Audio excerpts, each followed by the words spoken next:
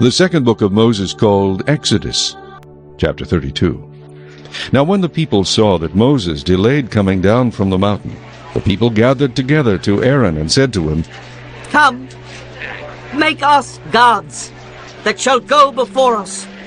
For as for this Moses, the man who brought us up out of the land of Egypt, we do not know what has become of him. And Aaron said to them, Break off the golden earrings which are in the ears of your wives, your sons, and your daughters, and bring them to me. So all the people broke off the golden earrings which were in their ears, and brought them to Aaron. And he received the gold from their hand, and he fashioned it with an engraving tool, and made a molded calf. Then they said, This is your God, O Israel, that brought you out of the land of Egypt. So when Aaron saw it, he built an altar before it. And Aaron made a proclamation and said, Tomorrow is a feast to the Lord. Then they rose early on the next day, offered burnt offerings, and brought peace offerings, and the people sat down to eat and drink, and rose up to play.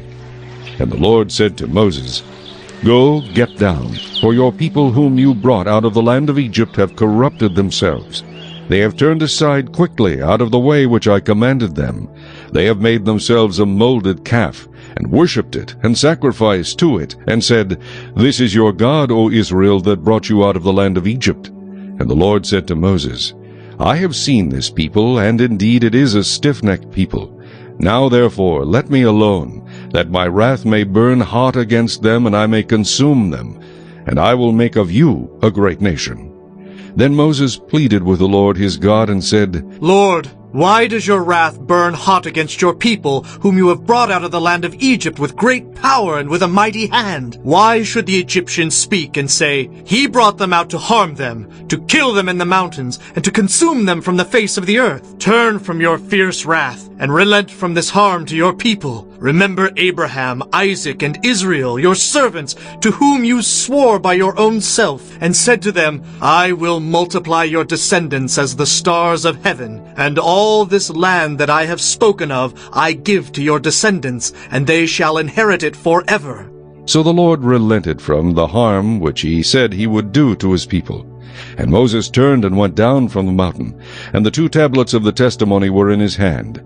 The tablets were written on both sides. On the one side and on the other they were written. Now the tablets were the work of God, and the writing was the writing of God engraved on the tablets. And when Joshua heard the noise of the people as they shouted, he said to Moses, There is a noise of war in the camp. But he said, It is not the noise of the shout of victory, nor the noise of the cry of defeat, but the sound of singing I hear. So it was, as soon as he came near the camp, that he saw the calf and the dancing. So Moses' anger became hot, and he cast the tablets out of his hands and broke them at the foot of the mountain. Then he took the calf which they had made, burned it in the fire, and ground it to powder. And he scattered it on the water, and made the children of Israel drink it. And Moses said to Aaron, What did this people do to you that you have brought so great a sin upon them? So Aaron said, Do not let the anger of my Lord become hot. You know the people, that they are set on evil. For they said to me, Make us gods that shall go before us. As for this Moses, the man who brought us out of the land of Egypt, we do not know what has become of him. And I said to them, Whoever has any gold, let them break it off. So they gave it to me, and I cast it into the fire, and this calf came out.